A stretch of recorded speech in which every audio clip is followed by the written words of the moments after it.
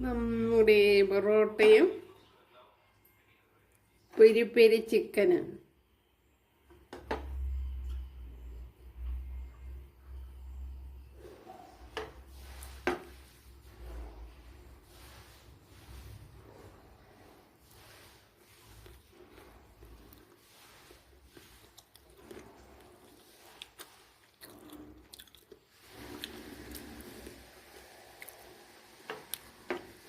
അടിപൊളി.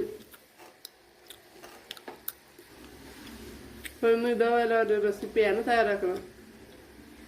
വീഡിയോയിലേക്ക് പോകാം. ഹായ് കൂട്ടുകാരെ, സലം ബ്ലോസിലേക്ക് സ്വാഗതം. ഇന്ന് ചിക്കൻ വെച്ചുള്ളൊരു റെസിപ്പി നോക്കാം. നമ്മുടെ പെരി പെരി ചിക്കൻ. അതിനുവേണ്ടി ഞാൻ ഇവിടെ ഒരു 2 കിലോ ചിക്കനാണ് എടുത്തിരിക്കുന്നത്. അത് ഇതേപോലെ വലിയ പീസാക്കി എടുത്തിട്ടുണ്ട്. ഉണ്ടല്ലേ, ഇതേപോലെ നല്ല വലിയ പീസായിട്ടാണ് എടുത്തിരിക്കുന്നത്. എല്ലാം മിക്സിയുടെ ജാറിലോട്ട് ചേർത്ത് കൊടുത്തിട്ടുണ്ട്. ഇതിനെ ഒന്ന് പേസ്റ്റാക്കി എടുക്കണം. ഇനി ഇതിലേക്ക് ഒരു 2 ടേബിൾ സ്പൂൺ കാശ്മീരി മുളക് പൊടി, 2 ടേബിൾ സ്പൂണാണ്.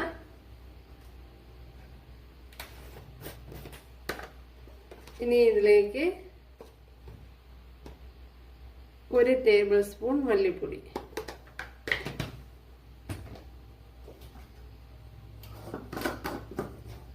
അതേപോലെ തന്നെ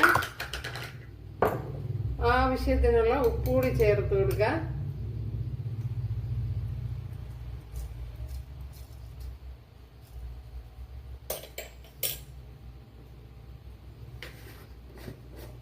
ഇനി ഇതിലേക്ക് മഞ്ഞൾപ്പൊടി ചേർത്ത് കൊടുക്കുക.